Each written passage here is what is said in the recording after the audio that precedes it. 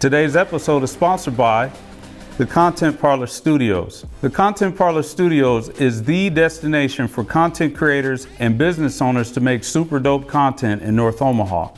The Content Parlor Studio features state-of-the-art equipment, including cameras, lighting, and colorful backdrop options for you to rent as well. You can rent the podcast studio for video production, or if you're looking to do something with still photos, you can rent the photo studio as well. That would include modeling and product photos and other types of creative projects. If you want to rent the studio or the equipment, check out the link in the description below. Now back to the episode. Make sure I salute Jay. Some style right now. Yeah. Welcome to the Content Parlor. I'm your host, Chardell. We are here talking with FoodPreneurs today. We got an exciting episode. I feel like it's a theme now. We got a packed panel. We got 7 on the show today. This is crazy. But yeah, we want to make sure everyone knows who we're dealing with today and what the topic of the episode is. FoodPreneurs. The Content Parlor is your conversation place for creatives, business owners, marketers, and entrepreneurs.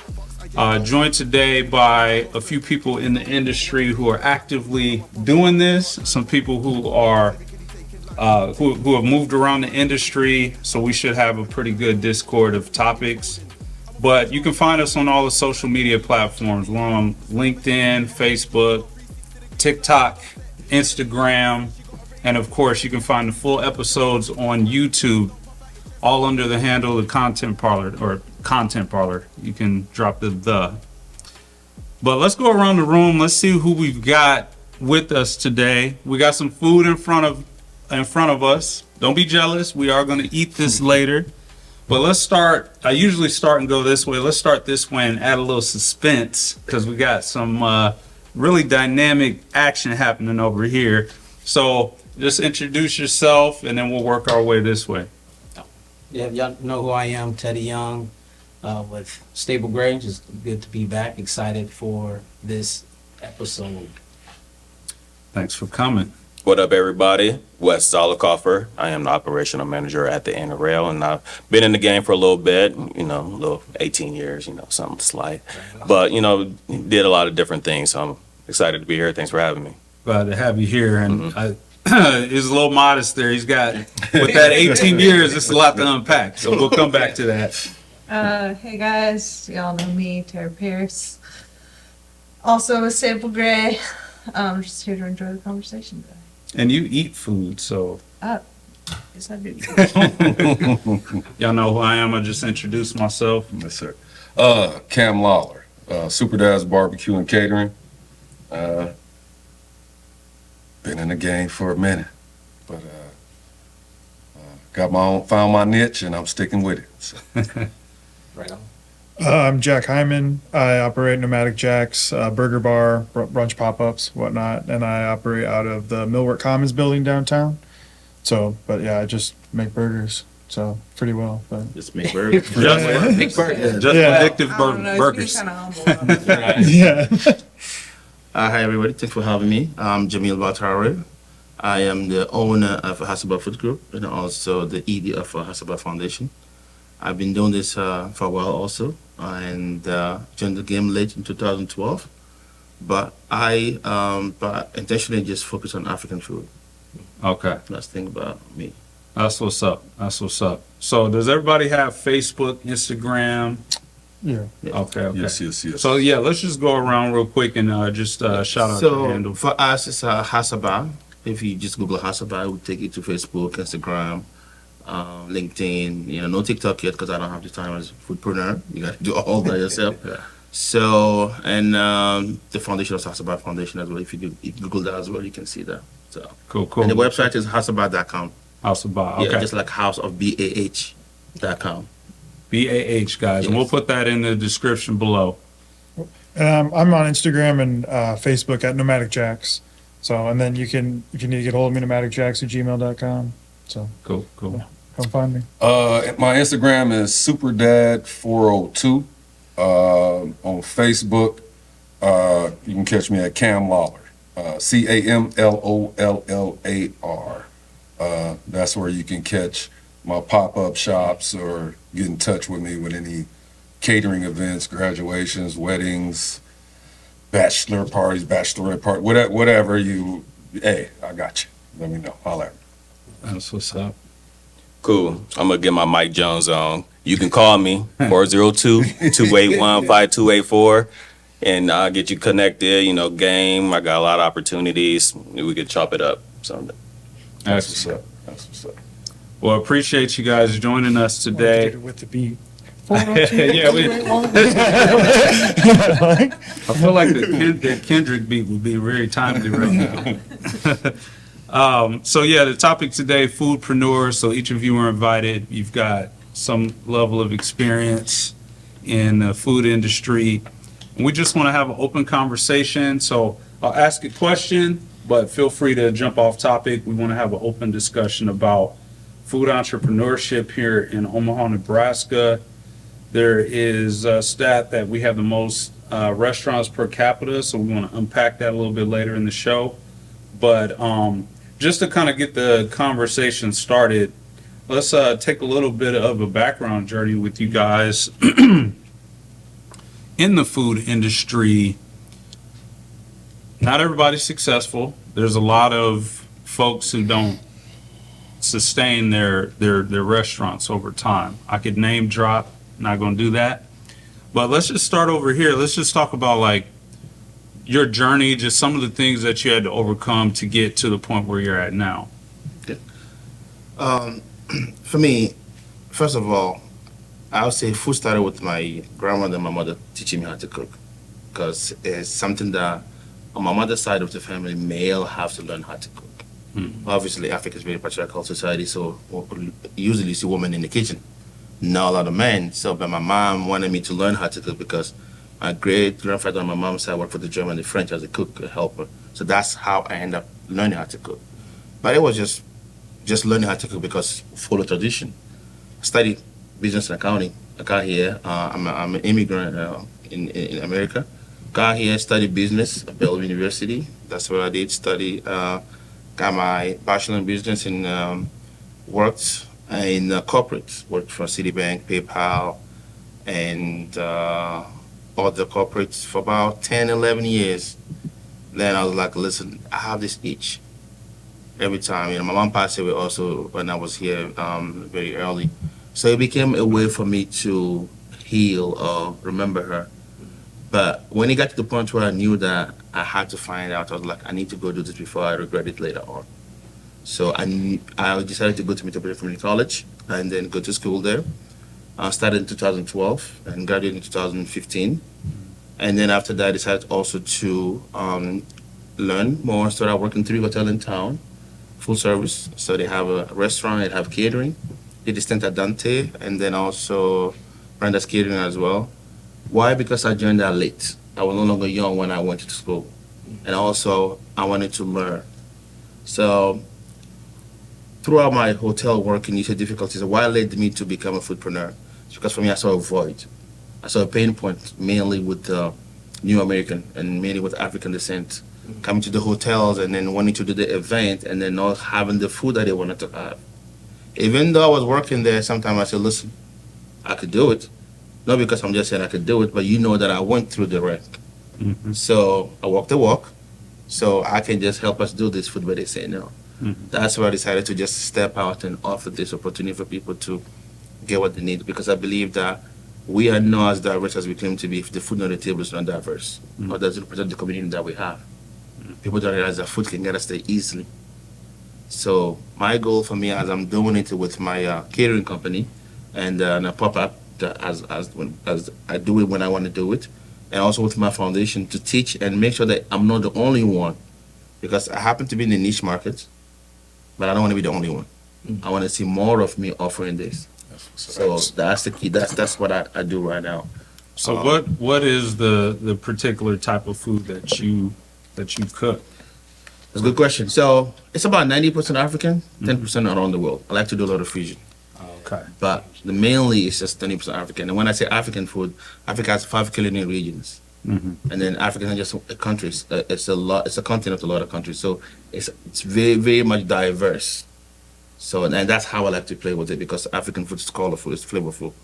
It changes every time, right? So I like to I want to bring the to the forefront. I believe African cuisine is the last frontier or the new frontier. We've tapped into a lot of cuisine already. You know, if you look at the culinary scenes, but the only cuisine that we don't talk about a lot is African cuisine. In the Midwest, the East Coast or West Coast, you can get that, but here in the Midwest, you know, and honestly, chef will tell you, you know, places I've worked at when you say African food, they're like, "What are you talking about?" Now it's catching up, music-wise, it's catching up. The younger generations are opening up to that, so this is very much what is on the forefront. That's what for me, it's the last frontier or the new frontier. So that's what I do. I like to fusion a lot. Yeah, that's cool. African and African fusion. Yes. Now, I've tried the food and it was amazing, but now you got me curious to try some more items. Well, we'll come back to that. Yeah. I want to get over here to our next guest. So, Nomadic Jacks. Yep. I haven't been there yet. So tell us a little bit about how you got into cooking burgers and how Nomadic came into success. So it's been a goal of mine for a long time, or it has been to like do a food truck, and that's kind of been like I wanted to do that like 10 years ago when I was living. I'm from Omaha, was raised here, and I wanted to do that, but then I decided I needed to kind of move away to go get a little bit more experience out there because we didn't have food trucks back then 10 years ago. And so ended up in Chicago for 5 years and just kind of learning like food there and whatnot. And you know, the Chicago food scene taught me one thing, and it's like, you know, good food's cool, but you got to hustle it, you know, and it's literally, it's like, that's great. You want to live out your fancy dream, but does it sell? And it was one of those things to like come back to that. And I wanted to do, my goal is still to do like a late night brunch, like late night brunch and burger stuff in Omaha and whatnot. And I've been wanting to do that. I've been doing this pop-up stuff for about a year. And, but even now I'm like, I don't even know if late night food is feasible in Omaha, you know, for the most part. Even if you want to go to the old market, it's still going to be, you know, clawing away at it. But then I ended up honestly entering last September. I entered a burger competition in Omaha, like snuck my way in with some good photos and won the competition and stole their trophy. And, it was like later. And, it was honestly, well, I had a guy that with the kitchen I work in, they got a bunch of people in there. And this guy was like, I told him what I was doing. And he's like, "Oh, that was you?" He's like, "One of my buddies helped the competitors." And they're like, "Who the fuck is that guy?" You know, like no one ever heard of me. I went in there, I had the longest line, you know, won it, and then just ran away. Oh, wow. And then the kitchen I was working with, they do, so I work inside the Millwork Commons building. And they got like the Clean Slate Food Co's there. Yeah, so like they were doing bar food at night for cross-trained draft works across the hall. So they let me take that over because they were like short-staffed. And so now I just run a burger bar. And so I honestly got a long story about how like I didn't want to do burgers and I've tried to avoid burgers, but like every restaurant, dude, every restaurant I worked out in LA at an Asian fusion restaurant, made a burger for one employee for staff meal, and that was the end of it. Like tried to go work at a ski resort in Colorado, wanted to learn saute and all this stuff, and they put me on grill. They're like, "Oh, you ain't going anywhere, man." You know, and I'm like, "What? I want to learn this." They're like, "Yeah, but those burgers, man." And like my burgers and my steak, and I was just like, you know, like what the hell, like. And so now I have fun with it, and I have like a burger of the month, and I do like specials and whatnot, and it kind of has like over the last 6 months a year just kind of accepting it and growing into it and being like, all right, man, I guess I'm doing burgers. So now it's my mission to make like the best burger. I mean, I promise you my burger's gonna Why be. do you remind me of Bob's Burgers? That's literally, I'm trying to find my Linda Belcher. I mean, like, cause I even do like the puns. Like my burger of the month last month was the hijack, and it was literally what I would eat while I'm high. Yeah, and it was like, literally was like I'm not bashful about it, and it's literally it was a burger with a deep fried wheel of Gouda cheese that was like crusted in like Doritos and Cheez-Its and like whatever else, and like an onion bacon jam. Oh yeah, you was high. That's a hot. Sounds good. And then and I made like a buffalo chicken sandwich recently with Doritos on top, and it's just like, dude, it's like, you know, it's just have fun with it. Like in this month I went with like Star Wars theme, so I got like a Jedi Jack and a Sith fifth jack. You know, it's just like. So do you have the board like Bob's Burgers? No, Do no, you I write know. It just the literally burger of sticks the in my day? head. Yeah, No, the burger of the on my month? menu it stays on there, or whatever. But like, alright. yeah, but I can't be Bob until I find my Linda. You know, you know, I need some lady. Oh, Bobby. You know, I love it. yeah. So until some lady's screaming at me, Jackie, make the burgers. Yeah. And you need a mustache too. Yeah, and I can't grow that for shit, man. So yeah, like, but yeah, so that's kind of where I'm at, whatever. So I'm still new in my stuff, and I'm like saying like solopreneur. I literally run my own show. Like I do it by myself. I prep the food. I run it across the hall. Yeah. I deal with all sorts of crap. Literally last night I put on the menu to like cut in half if you want. 4 times go over there. Can you get this cut? I'm like, God damn it! You literally scrolled right past this to get to there. I'm like, yeah, sure, of course. You know, and it's just like, People don't like to read anymore. Man. nah, man. Shout out customers. Yeah. Thanks, guys. Love you. Yeah, like, you know. So yeah. So I just deal with that. So, but the beauty of working for myself though is if they snap at me, I'll just say shit right back to them. I'm like, I don't care. You know. I'm like, all right, man, you brought it. You know, like, and What's that place is it Vegas where they Chicago, they like to be rude to customers. Dick's Last Stand. talk Whatever. back to you? Yeah, there's a few of those places. there. Yeah, I mean, I don't want to be like blatantly rude, but like if a lady comes up and she's like yelling at the bartender who's helping me, you know, whatever, she's yelling at them. I just walked up. I'm like, why the hell are you yelling? Like, don't yell at me. You know, I'm like, tone it down, lady. And she's like, Well, because she's Okay. talking to the bartender. She probably had too many drinks. no kidding. Yeah, it was 4 p.m., bro.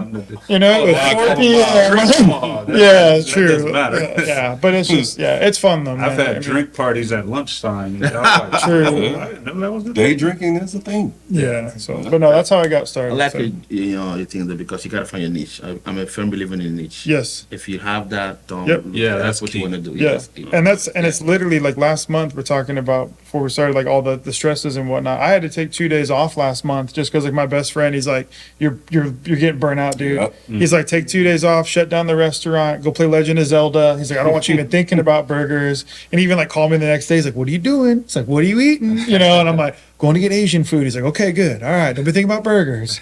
But it's just like you just get burnt out, and I literally felt myself getting like pulled away, and I was like, we got to hit pause, refocus. You know, it's like stay in your lane, do what you're doing. I'm still one person. Yeah. You know, but it's like literally learning as I go on the fly. So, Yeah. yeah, it's That's fun. respect. Yeah.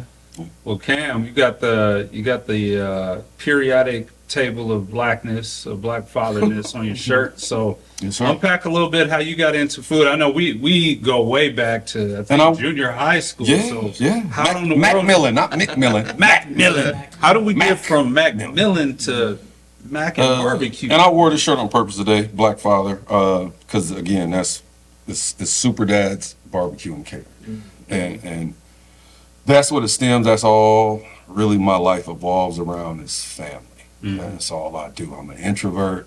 You know, I only deal with people pretty much when I leave the house. I appreciate y'all. Thank you for getting me out the house today. You know, when I'm not serving awesome barbecue. But no, man, I've been cooking probably since about 10. My people from Tyler, Texas. My grandparents came up in the late 50s. That last northern migration, they call it. And I never really learned any recipes, you know, but kind of to piggyback what you were saying earlier, I just used to watch.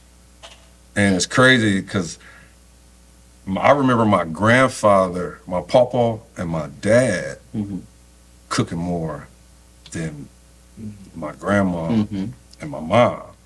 So like they taught them recipes, and it's crazy. That's basically what I do now. I'm so I do some of the stuff they did, just learning. I just try stuff, man. Started cooking for myself when I was about 10. Mom's worked a lot. I had a couple jobs, single parent household. Or I would go next door. The great thing, they was my next door neighbors. Papa and grandma lived next door. Oh, So if I was hungry, I'll just go next door. And grandma would be like, go downstairs, go to the freezer and bring this up, baby. Something. And then she'll cook dinner. And then I'll just watch, you know, I'll either sit in the living room, Young and the Restless, you know, Price is Right, Bob Barker, all that. Or I'd sit at the kitchen table and just watch her cook. Anyway, fast forward to the barbecue game. I just started trying stuff, man. And then my sister Carlina she's the one actually that got me started with in the business. She was like, bro, you need to sell these ribs. And I was like, yeah, right. Ain't nobody gonna buy these damn ribs. And I tried it one weekend. I whipped up some ribs and some wings and I think a couple sides. And it went well. So it started out like once a weekend. And then it got to, you know what? I'm tired of working for everybody. I'm for somebody else. Let me try this full time. You know? And it was one of the best decisions I ever made in my life, man. Like you was saying, I'm solo and like from it, and it's draining from going to get people. Again, the consumer does not understand. They see the end product we was talking about earlier. I'm going to get product. I'm putting my own rubs together, my poultry rub, my pork rub, my beef rub. I'm lighting the smoker. I'm watching the smoker. I'm putting meat on the smoker. I'm flipping meat on the smoker. I'm making these sides. My daughter is my best helper. She's 10 years old because she wants to help. That's my baby. She literally enjoys it. The boys feel like it's a chore, a task. But they all get paid though. That's what I don't understand about the boys. That's a different conversation. But anyway, and so it grew from just an idea of, bro, you need to try this, to where it is now, to where I was setting up shop, slanging out the house multiple times, one time a week to multiple times a week, to now it's mostly catering. Shout out to my bro, Gary Pop Wren at Cajun Kitchen. That's my commercial kitchen. We piggyback off each other. I power the ribs and rib tips, Cajun Kitchen. And then on catering events, I run the catering of the kitchen. So, and then, so he may do things that I don't do. But his catfish fillets and his catfish nuggets, that's the top sellers. Yeah, you know what I'm saying? What he doing? But no, man. So I do need to get to a point where you were saying to take it to the next level, which I was saying. I can't do it by myself. Yeah. Ain't no way. It's gotten that big to where I can't keep doing this by myself. So I have to find the proper team.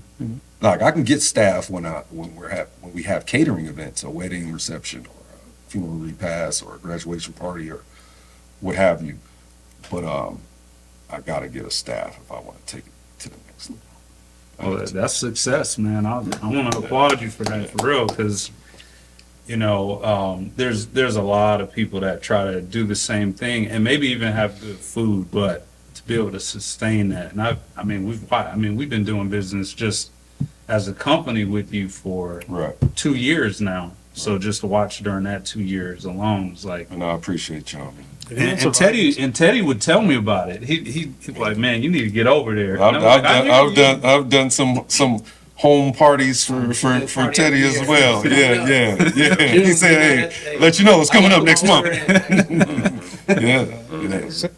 Well, yeah. No, I was just gonna say, man, like, because it is like, congrats to you though, because like my buddy manages Restaurant Depot, and he talks about they all talk about like the first year. If you can make it past the first year and still be doing it, still be bringing in money, like you're good. Because most people literally put one full year and they're like, I'm out, dude. Yeah, It's not easy. Yeah, let's go look back It's a into how roller much school coaster, is, you know. Yeah, It's a roller coaster. yeah. Hats off to everybody. Wes, man, 18 years you said. So man. let's unpack that. How did Long you? time in the game. Yeah, how did you Man, get in the game? man? I'll probably say it's actually even longer than that because it's a generational thing. My grandma, she up until she passed, she was still considered a house servant. You know, have to cook for the white family on Thanksgiving, then go to her house and cook. Yeah. But on top of that, she was cooking for the community. You know, so my mom was raised up in that, and they was the entertainer house, the party house. So when I grew up, we became the party house, you know, so my mom would be in the kitchen. I started cooking pretty young too, you know, making all the sauces for the hot dogs. You know, you can't just eat, you know, ketchup. Right. It's getting old. So, you know, start making little sauces, different things with, you know, ramen, and I'm the oldest. So we did a lot of that. But during these parties, you know, I would be the host pretty much, you know. My mom would make me do karaoke in front of everybody, you know, singing and dancing, you know what I mean? Do you have a go-to song? Yeah. My first love was Avant, you know what I mean? You know, yeah, so, but I will That's always, a duet, ain't it? yeah. Okay. Yeah, my mom would sing the other Okay. Yeah. Until I got about 8, then I had to pass it Yeah. off. But I will always go around the party, you know, chopping it up with different people and, you know, just making them feel welcome. I worked one day at Popeyes. I was like, I can't do this. You know, I thought, you know, fast food was, you know, bad. You know, I was like, I can't be working at Popeyes. But I started in the industry really at dietary aid, you know, in the kitchen, being with the older population and really just seeing how with them, a lot of people didn't come to come see them a lot. But when I actually started changing my mind from from a paycheck to no, this is important to people's lives, that really just changed my whole perspective and how I approached the people in the game, and just saw that this is not just food, but this is something, a vehicle to help assist people to whatever goal they might have. So I've been a dietary aid, I own my own business, personal trainer, so nutrition in there. So it's a lot of different things that I've done through these years. I have Feeding Royals, which was an in-home dining, and we did that for about 3 years. Partnered with these brothers, helped me a lot with that. But then I just finding my own path and going back to what I've always loved to do, and that's entertaining. So right now at Interrail and Sonny's over in Exarban, my favorite thing to do is talk to the guest. And the first guest in any business is your employees. So my employees is just as important as the people coming into the door. So my biggest thing is not really about, you know, the operations. Yes, things are going to get done. Bad things are going to happen. Good things are going to happen. But if I get to know as many people as I can, know their names, know what they like to eat and drink, then they are more likely to come back. And it's not just for food. Somebody knows them, you know. Right. So just building that community, that's just what I love to do. So, you know, keep doing more of that, consulting, you know, going to get into that game and just helping as many people as I can, however way I can, you know. And that's important what you just said right there, because like I know myself, and probably y'all too, y'all probably only patronize a few, you probably count on one hand how many spots you go and patronize. Yeah, that's facts. So when you feel like, hey, not just the food is good, but the experience is good, yeah, of course. Yeah, that's what's up. That's what's up. Yeah, that's really good.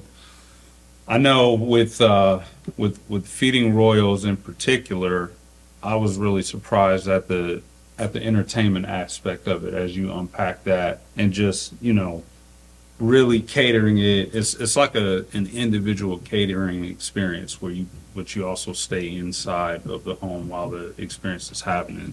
And I thought that was really unique. So I want to come back to the question about obstacles. We have a question about obstacles you guys face, but just at a broad sense, can we just talk about Omaha as a landscape? Do you think that, you know, from a standpoint of, you know, restaurants per capita and all of this type of stuff, is this a great place for food entrepreneurs to thrive? I would say it can be. I said, but it's really tricky, and you really, really got to find the right spot. And I could say that speaking from like after living in Chicago for 5 years, and you see kind of what it is like.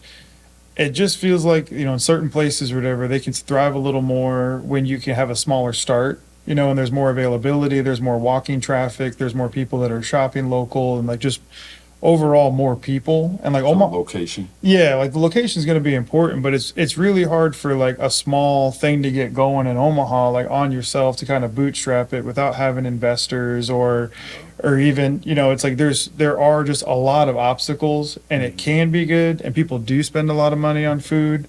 But like the whole like restaurants per capita, it's like, dude, how many of those are fast food? Yeah. You know, like it's literally like there are so damn many that are just fast food. Yeah, you know, and like chains. Yeah, lots of chains. You know, it's like we need Chipotles everywhere. We need, you know, like literally everywhere. Yeah. And there is that stuff, but like, you know, I mean, I think people can thrive here, whatever. But like, it's not as also as easy as people say it is. Like when we were talking about Omaha saying it's a foodie city or whatever, like it is, but Omaha still just got like a weird like vibe about it. And it's like it's like people aren't even like excited about, like one of my buddies lives down in Houston, just sent me like a place they got there. It's a food truck park. It's like an arcade and they got music and all that stuff. And it's like, would something like that thrive in Omaha? I'm like, they'd find a way to complain about it. And everything that gets nice here or whatever, literally it just turned like, they just stop supporting it. They do it. And then they're like, I don't want to go there anymore, you know? And so it's kind of like, it's just, I haven't quite figured it out, you know, whatever. Like, I don't know what it is, but it's like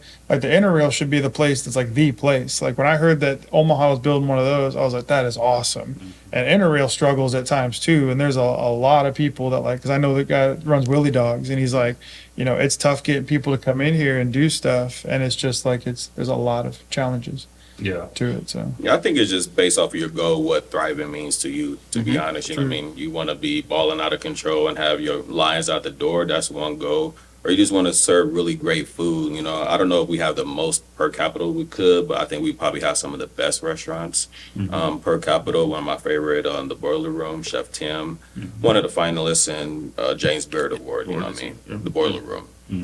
Most people, it's not packed at all. Most people won't even hear about it. But when I tell you it's one of the best restaurants I've ever been in, like that's my chef mentor. Like he is good. So as far as food entrepreneurs go, I think you can make your own decision and definition of what thriving and success looks like for you. If you want to just cook every once in a while, or you want to just grind it out on yourself, that's great. If you want to take it to the next level, then you're going to need help. And, you know, I think teamwork makes the dream work. When you're trying to do it alone, going to the next level, it's not going to work that well. So just to follow up on that before we get some other feedback, but so you worked with No More Empty Pots, right? And they have one of the more state of the art commercial kitchens for entrepreneurs.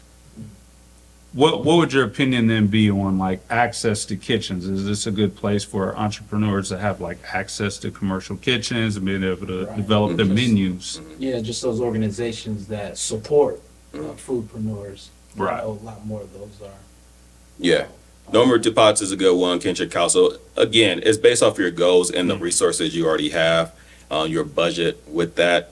In Omaha, you do need a commercial kitchen. Not everybody do that, obviously. But it just kind of depends. You can find a great spot like Millwork when they let you in and use their kitchen, or ghost kitchens as well. That's getting pretty popular in Omaha. So it's different avenues that you can go that help you out. Just rent. So you're the ghost Just kitchen. rent. You rent. Yeah, so there's commercials. an already established restaurant in there. But you come and you can use their kitchen. Now people can't come and order food from you and go sit down, but they can order from DoorDash or something like that, and they can pick it up. Yeah. Okay. Has that been the ghost kitchen? Is that working Is that for a people? new? That's It's pretty A new new in term. Omaha. New in Omaha. How does that? I won't say it's new. Y'all think that's been good for the industry? It depends on. I wouldn't say it's bad, but I wouldn't say it's good. I mean, I wouldn't say it's bad because that's just an additional option Yeah, for businesses to work out of. right. You know, everyone does not have access to a commercial kitchen. So if they can rent a commercial kitchen, Yeah. hey, go for it. Why not? Like, so the owner of that brick and mortar is making money, and so is that person or that business owner that's working out of that kitchen. It's a win-win. And so are the consumers, so are the clients winning because they're getting that product that they may have not been able to have access to. Right, and it removes that You know what I mean? barrier if you Correct. don't have Yeah, a commercial correct. kitchen, but you can have access to one, Correct. be able to produce. at a- Yeah. And you can you can test out your concept. You know, you can see Right. how well it goes. Right. It might work, slinging out the trunk, but then if you get into a building, that might be a different thing. So you Right. can work out your systems. Right. So Jamil, did you start off in like a ghost kitchen or a No. Actually, so for me, just to go back to your question before I answer that, because I'm gonna touch on what you're asking also. Sure. When you talk about Omaha having a restaurant per capita, you also have to know what kind of restaurant we're talking about. The food industry, there's so many different restaurants: fine dining, casual dining, fast food, or just catering and pop-up stuff like that. So when we mention boiler room or Avoli or Vimert, we're just talking about different kind of category. Supposed to be the creme de la creme in Omaha. And yes, we have those kind of restaurants. If you're talking about fine dining, we have a lot of restaurants here. We have good chefs that have lived in Omaha and came back to Omaha. Good chefs that have traveled the world and came back to Omaha. So you have a lot of those places also. So Omaha is small enough sometimes that you can say we do have a lot of restaurants here, especially also good restaurant if you are into fine dining, eating and stuff like that. For sure. Yes. So at the same time, because it's small enough, when something happens just like in one area, it's not big like New York where you have Queens, you have Brooklyn, you have, Manhattan, where you can go places. So people sometimes get too bored because it's like the same place that we go to. So, but if you think about how small Omaha is, yes. At the same time, Omaha is growing. It's growing. There's so many things happening all a part of the town, right? So that's a good place for a food entrepreneur to start. It all goes back to like a chef was saying. I call him chef first because now he's just to say West, but he's a chef. Don't forget that. Peter Royale, And he's not talking a lot about that. And I'm like, wait. He just put that aside, but it's gonna come back. He's always gonna be that. Yes, sir. So you have to know what you want to do first. You have to also learn. You have to give yourself time to learn this. Whether it's pay your due by just saying, hey, you know what? Let me come learn from you.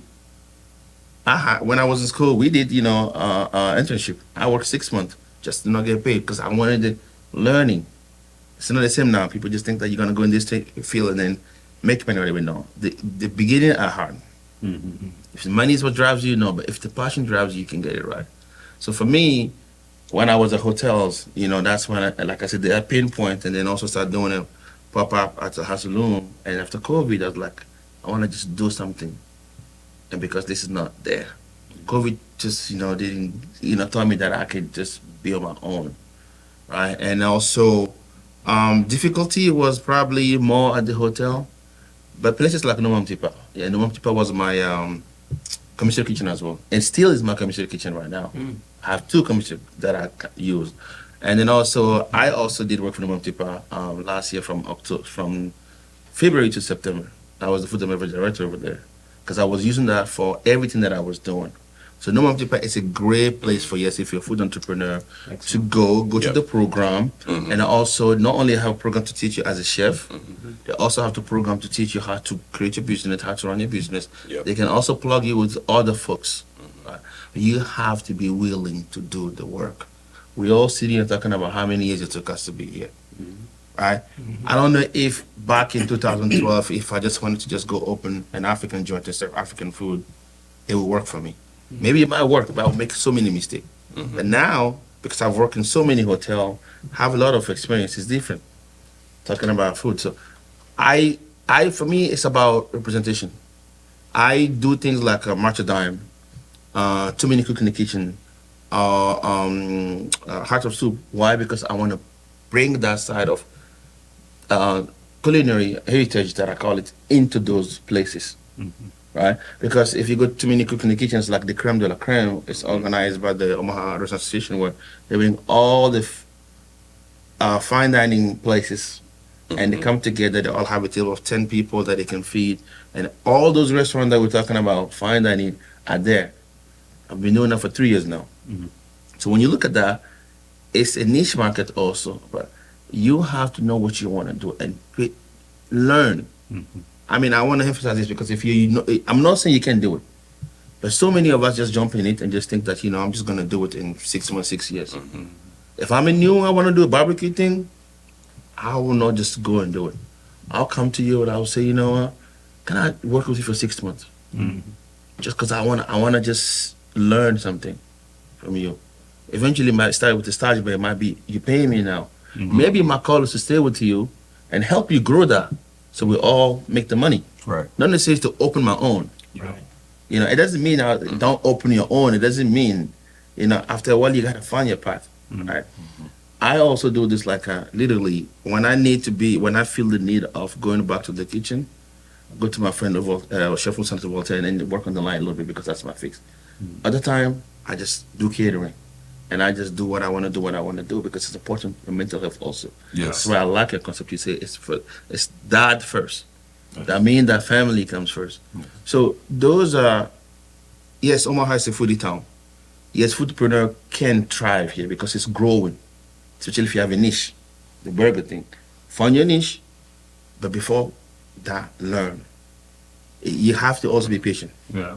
You have to be patient. I feel like that's true too. Like as you were saying that, I'm thinking about the food trucks Yes. in Omaha, and I'm not sure if those stats are reflective of like when all the food truck things were trending for a while. We had like the food truck pop-up spots that were kind of happening, and there were a ton of trucks, and it seems like 90% of those aren't around anymore. Now there's still food trucks, but it's a different set now, it seems. Yeah. So yeah, I think that's absolutely solid. Can I answer Yeah. that? It's such a broad question, Yeah, it though. is. He said so many things that I didn't want to interject. I was letting him speak because my wife would tell you I usually interject because I forget a lot of stuff. But he spoke on so many valid points as far as like finding your niche and working 6 months, for example. Like one of the spots I patronize a lot is Caribbean Delights. That's the only spot in the entire city like that. And I've let him, I don't stay too far from him. I let him try some of my work, and he wanted me to come in under his wing and stuff. And I'm like, I appreciate the gesture, but I can't stop doing what I'm doing to help you doing what you're doing, and you already got this business established. You know, I appreciate, like, I for real, like, I appreciate it. But this, I tell people, this ain't burgers and hot dogs, man. No offense to you. Yeah. No offense to you. Like, damn, I realized it's the man right here. when I said it. I realized when I said it. My bad. But burgers and fries and burgers and hot dogs. But everybody can't do burgers and hot You dogs. gotta, and everybody can't do burgers and hot dogs because you know your hot dog got to be a little dark skinned. So, but anyway, so a brisket. It's definitely so a brisket. You know, depending on the size, is going to take anywhere from 18 to 24 hours. You know, my brisket chili, which you got some right there, that literally took 24 hours from start to finish. It's the brisket smoked for 16 hours and then it's simmered for 8 hours. Like it's a process. It's not grilling. There's a difference between grilling and slow smoke barbecue. But as far as the restaurants, I believe, and I agree with what you're saying, there's different type. Most of them is fast food. And I agree with you saying, I agree with what all of y'all saying. This is a great, I almost said it. This is a great, but no. So,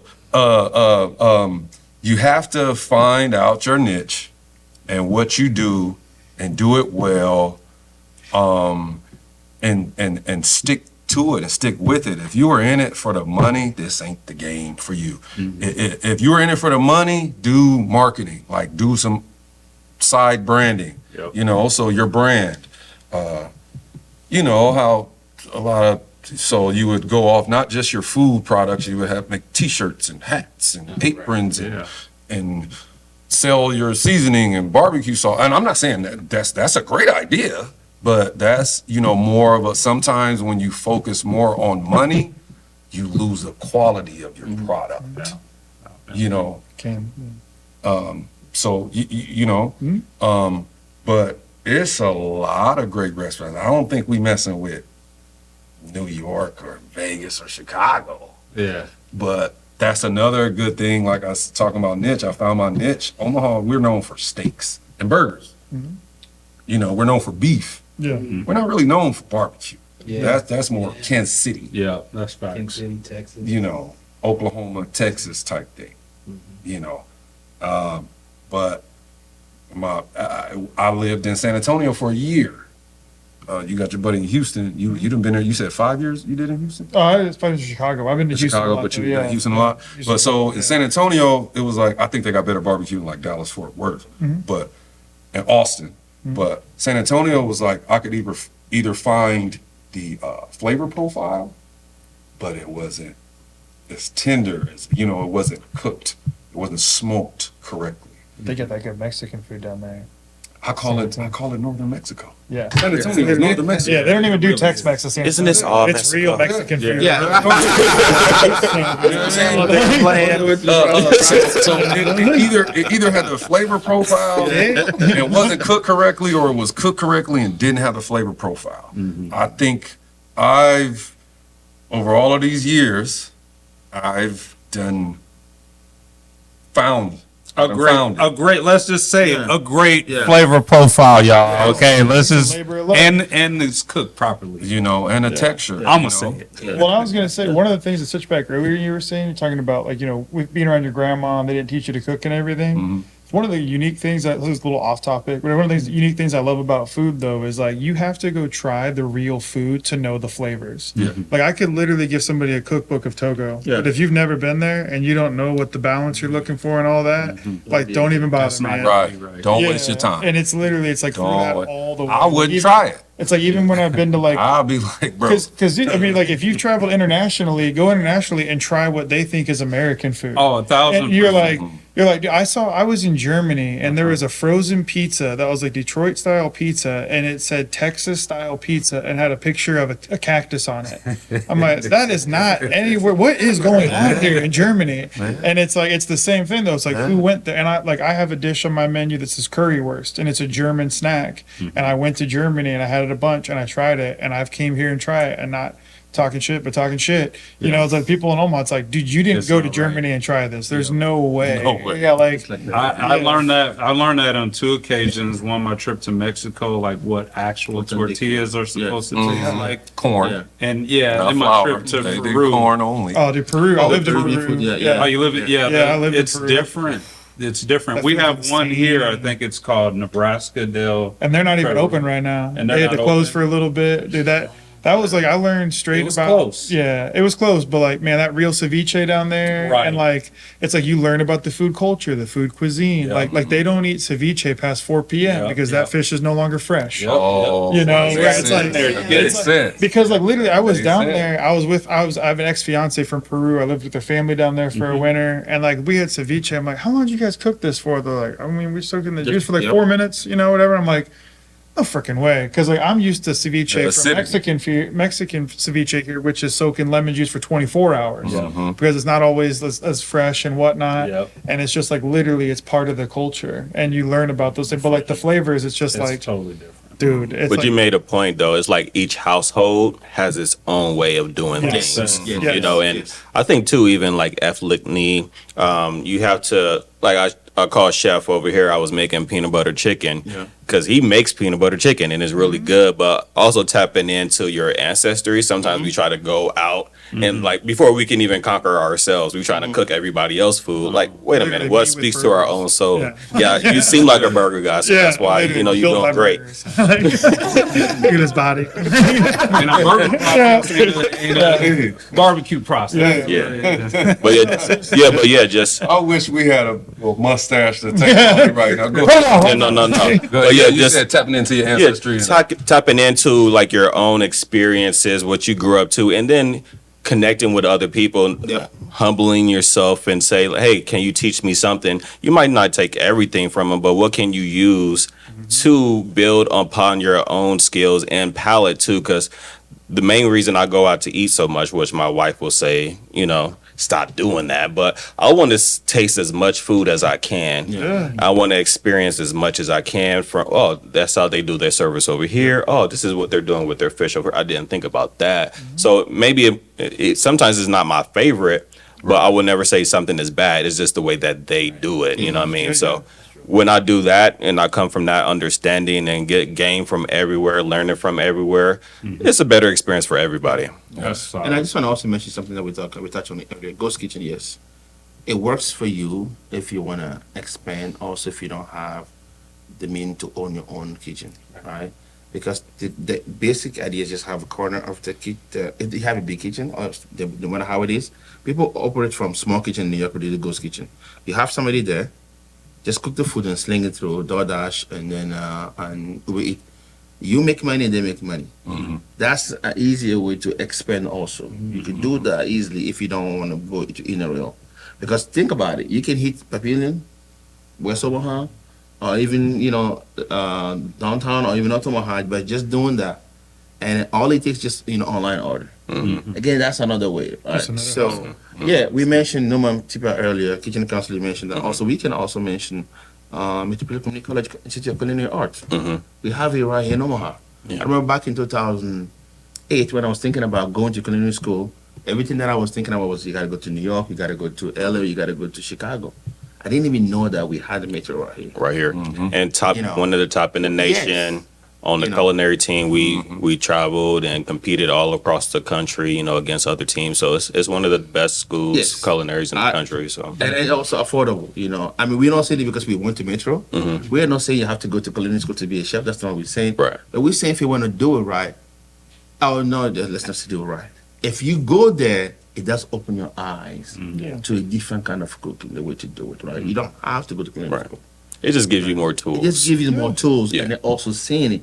The reason I'm sitting here today and then I'm able to now do what I'm doing is because I've seen a lot in the industry. A lot of people come at me and say, Jamil, I wanted to open, first of all, those obstacles. Those people saying, what is African food? What is that? Or just making face like African food is nothing because they think, well, you're going to cook a zebra, meat or whatever. Make this kind of joke, you know what I mean? Yeah. And then we say that, I might try Yeah. that though. what do you mean? Because Yeah. believe it or not, you still have those people don't know nothing I about it. throw it on the smoke. Yeah. Right? They don't know anything about it exactly. If you were to cut, With Um, jollof rice. So that helped me understand my market. But when I go to Voltaire, which is a French restaurant in West Omaha, when I do a pop-up out there, do a 5-course meal, all African, do a peanut butter chicken or do jollof and stuff like that, you see, 80-year-old grandma just eating and you're like licking her hand, then that's when you know that there's a transition happening, there's a change happening in people palate. And ain't that one of the, sorry to cut you off. Yeah, Ain't that one of the greatest things that goes Yes. back to it's not all about the money. Yes, that's what it is. It's exactly. a joy Yes. in the art Yep. when you see the people eating your food. Yes. And thanking you. Like, oh my God. And they don't even have to say a word. Yeah. You can just look like if you happen to just see them, the joy on their face by eating your food. Yes. That is such a beautiful feeling. Yes. Joy. You know what I mean? So Tara came into the restaurant that I was operating out of and wanted something from the cafe, and I was like, I can make you a burger. She's like, okay, sure, yeah, I'm starving. And I made her a burger, just dropped it off and came back, and she's like, what the hell was that? She's like, what the hell, man? That wasn't just a burger. Yeah, I was like, That's nice. what it's I was about. like, At its core. Yes. At its core. Yes. At the depth. Yep. If food had a soul, at the depth of its soul, that's what well, it's like, good food is about. Where someone truly and sincerely enjoys, they don't care about the cost. You know what I'm saying? They don't care about the time it took to get to them. But once they taste that food, that flavor, that texture, and they're like, wow, that wow factor is like, I know I did that shit. Yeah. right. well, I was gonna say I one of know I my did it right. one of my friends came one night and was running food for me on a busy night, and I'm stressed out. I'm in the kitchen just slinging burgers, and he comes back. He's like, "Man, that's awesome!" And I'm like, "What are you talking about?" And he goes, "Dude, to see the look on those people's face when you bring that food, and they're like, yes, it's mine,' and you sit down and just like, he's like, that's got to be a cool feeling." I'm like, Yeah. yeah, it is. You're right. And I say like my company's motto, and I came up with this years ago, is just like people are our passion, food is our medium, and it's like in the end, like Yeah. I'm just using food to get to people, Yep. whatever. There's all these things that make me mad, whether it's freaking Square, or whatever. It's like all these other things, and it's like, dude, it's really about the food, and you're really doing it just for the people. That's beautiful. That's what it is. I do want to touch on something though, because I heard it a few times like it's not about the money. But I think you need somebody on your team that cares Dude, for all real. about the money. Oh, well, I'm not saying because it's, I'm not saying it's not about the money. I'm just saying it's not Yeah. all about It's not all of it. Yeah. Because you can taste food to where they just trying to get a quick buck. That's what I'm saying. Yeah. Right. Of course. Right. But I think like there's a line. There's one person that needs to be all about the food, but you need to have some people on your team that's all about And the guess money. what? Because That's that's my why wife. people. That's why business. That's my wife. Right. That's why Because she don't say nothing when she be like, babe, you you need to cut those portions back, and but she don't say no, and I'll be like, Seriously. Yeah, why but that's why the main ahead, deposit reason that why way. business fails because Yeah, they that's- care a lot about the food, which is Right. important. The food can be Right. bomb, but you don't know how to take care of your money. Oh, you know no. what I mean? Yeah. Thank you for I'm bringing definitely that up. not saying I that think it's by important. any means. No, no, no, I'm not absolutely. saying We that don't by want to any sit means. here and then somebody think that okay, you don't care about the money when you are Right. just for the no. Don't get it wrong. Money's not gonna carry you there, or whatever. Like you The passion literally, for carrying and Yeah. then you Right. to get exactly. the The money. money will Right. come, Yes. you know, if you do it. But yeah, you gotta hustle. I see what you're I saying. mean, I've seen a lot of passionate people closing Fail, business. yes, of course. But sorry, not to cut Yeah, no, you, go you, ahead. for example, you literally, anybody else could take your vision, what you're doing, and be like, I'm going to open a restaurant in West Omaha. You could get so far away from what the main goal is and whatnot, and you're going to be stretched so thin, and you're not going to care about the food or the money or any of that. Like, you're going to be done. Yes. You know, but it's like, it's literally the money's got to keep carrying the train.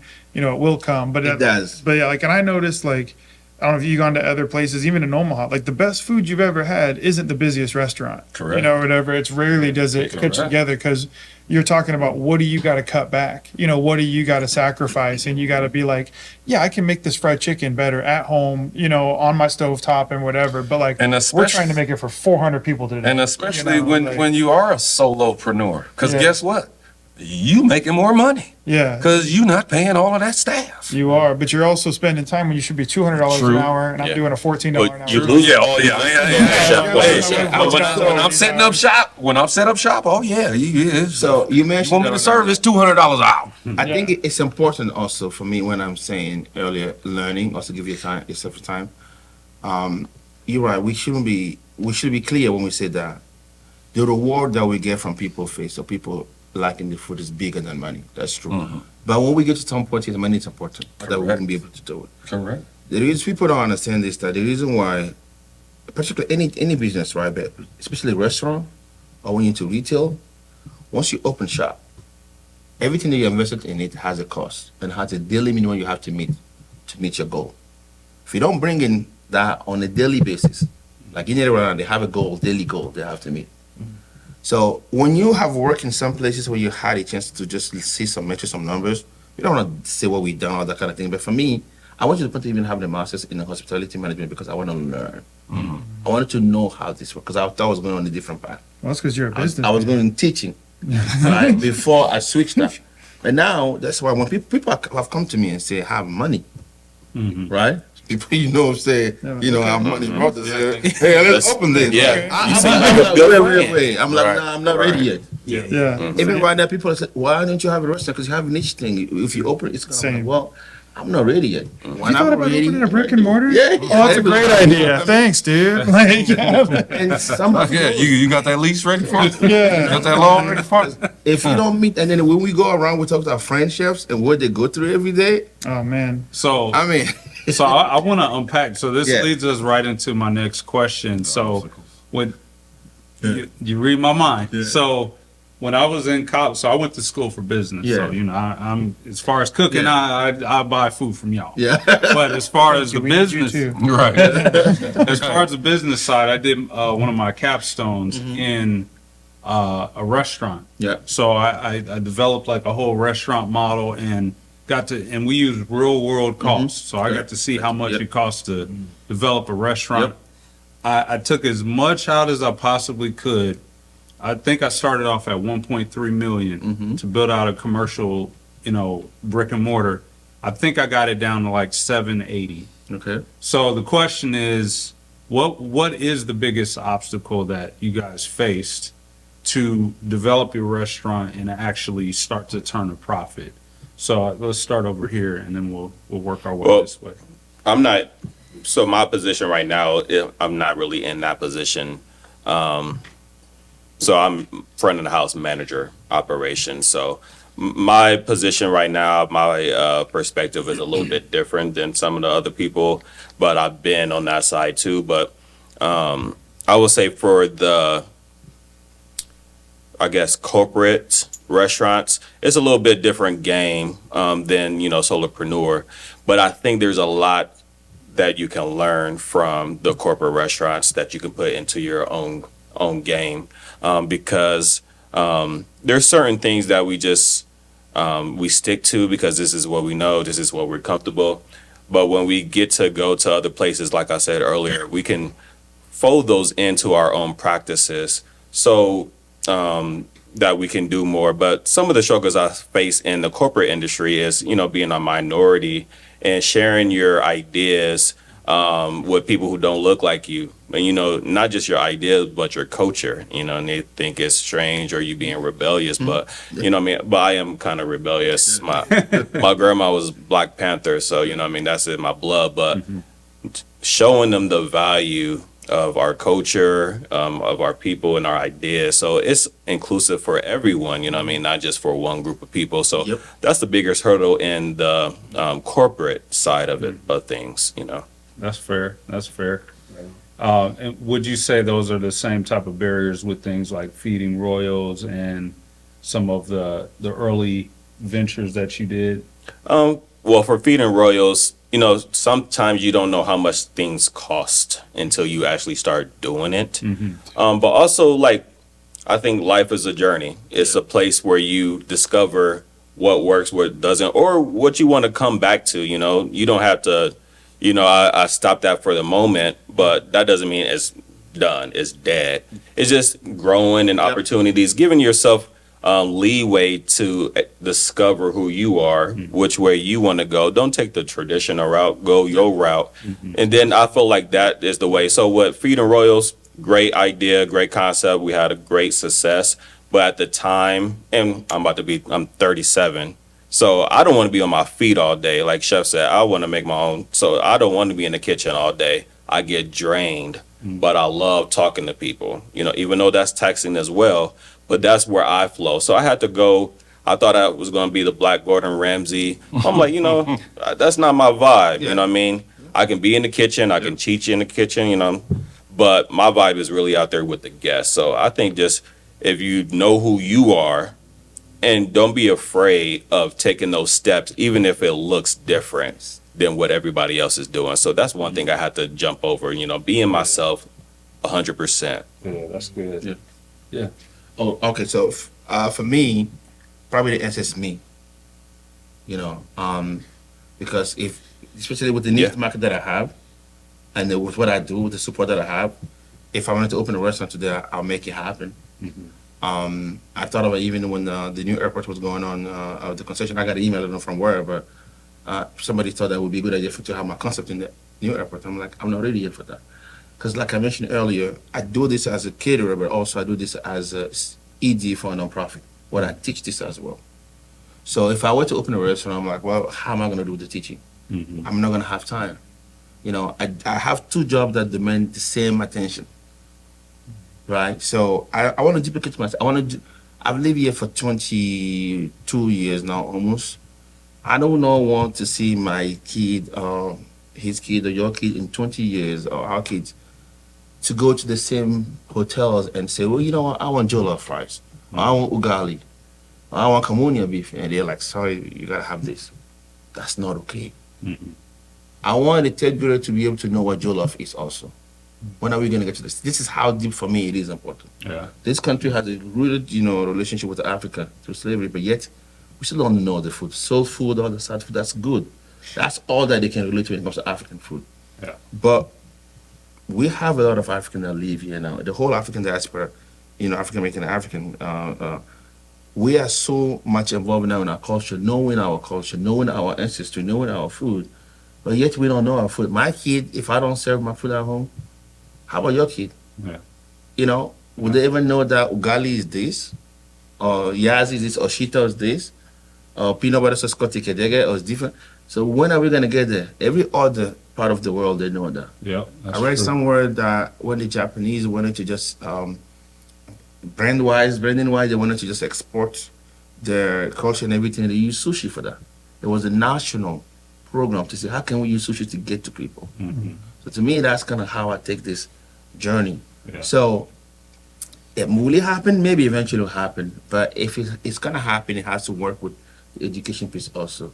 So that's why for me right now I don't open it. But in general, if you were to say somebody opening a restaurant, you don't just go to there and tomorrow just say, you have to go through the process. It's not about making a capstone. you gotta prove your concept, POC, first. If the concept work was small, medium, you gotta expand to see if it's gonna work for larger medium. How you extrapolate that to a bigger audience, right? And then if you have that as support, you have to also know that if you get into that life, it's Monday to Sunday. Talking about age, right? My daughter, I have 5 kids, so and my dad passed when I was 13. I want to be in that life also. She goes to basketball Monday through Sunday, pretty much. Or that sport activities. I take her back and forth. I love those times. I know that if I open a restaurant, that is gone. Right? So, talking about what COVID taught us, being yourself, being happy, talking about what Chef just said right now, it's okay. We're not meant to open it. It's okay to take those journeys. It's okay to go around and come back. It's okay. At the end of the day, it's about being happy. You can have billions, but you won't be happy. So you gotta find that balance. If opening a restaurant is what you think is the ultimate thing, then adjust. Maybe that's not what it is. Maybe it's something else. I have a friend today that I've opened an African restaurant now. They've closed it, and they said, I'm gonna do the food truck. I said, why? Well, they're like, you know what? That chapter of my life is done. I've done it. I don't regret anything. I opened it. I did what I had to do. I thought the kids would come on board, but they don't. Now, you know what? I want to be more happier, so I'm just going to do for them. Like, you know what? Good for you. That is something that I'm learning from. I like to just learn a lot and say, you know what? Is that going to be me?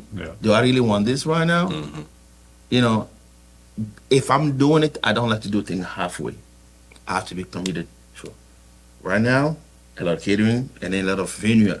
Now, at least I accepting not to add me to the places, and that I'm doing more catering in places that, like Chef Wes said, they will not allow us in the past because the customer brought it up, because they tried the food, they're like, wait a minute, this is different. We want to add that also there. Because of the growth, I'm forced to do something different.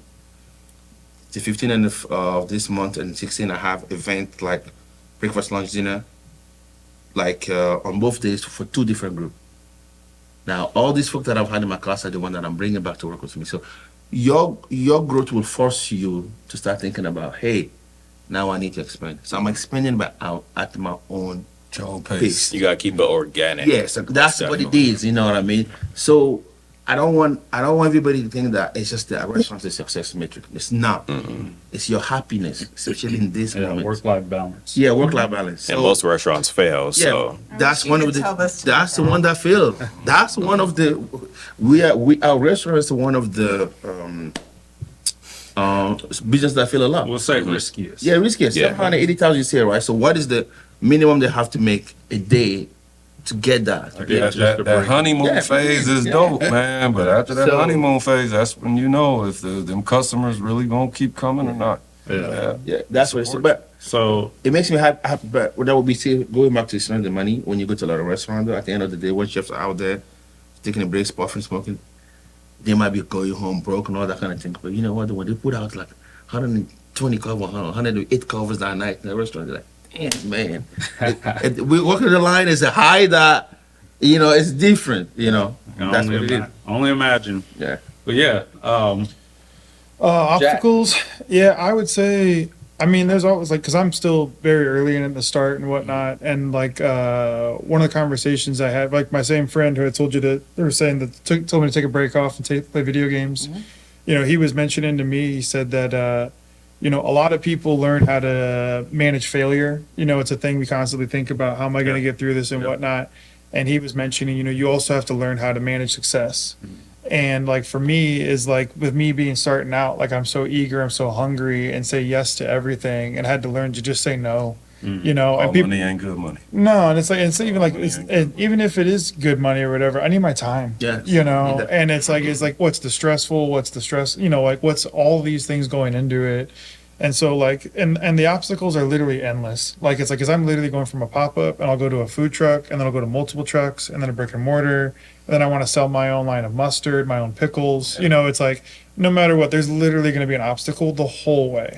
And there's so many and one of the things I heard recently on a reel or whatever, they were talking about how why did 9 out of 10 businesses fail? It's because they're started by chefs, and chefs aren't business people. You know, literally, they're not. Like, we're artists. I care about the food. You're like, yeah, but like, I know that I could save like 10 cents a slice of cheese on this, but you got to try this.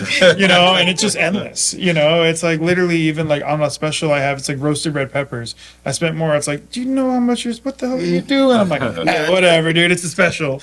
You know, like it's just like it's like all those little things. Like it just does, and that's why it's like, if you don't have the passion, I could even pay you a bunch of money, but for you to be on all the time, you know, all of this, and then to even be like damn near throwing something in the back of the kitchen or whatever, you're at that point, and then, hey, could you go out there? They really want to talk to you. You know, they really appreciate seeing you last time. You're like, hell yeah, dude, let's do this. You know, like, so it's just like the obstacles are endless, you know, for it. But I think for me though, is the saying no and managing when it's going good to like pull back on the reins and focus on what you're doing. You know, so like you said, keep growing, keep it organic, you know, keep all these things happening, you know, just, yeah, don't swing for the fences, man, if you don't have to. So, Unless you got the money to. yeah, let's, If you want to just play with your money, yeah, exactly. hey, me and Chef, we can, you know, we Yeah, got a yeah. business idea. Yeah, we'll for you. consult. Call These guys us will at the consult number for I gave you earlier. You know, like, you get your business plan, take our check, and see you. Yep. I want to get to Cam. Well, I got to give a shout out to my wife, man. Speaking of the money. That's the obstacle. No. Yes and no. But no. We didn't say what the Because obstacle no, I mean, like Sometimes they're fun. as far as money, like I said, like she starting with to go what you were saying, like starting a business, being a chef. I mean, you're not a businessman, but like my wife runs the books. We've been together. It'll be 22 years next month. You know what I mean? Like wow. she runs the books, and I'm like, babe, but we not at a point yet to where she can quit her full-time job because we need those benefits. You know, I can't provide those.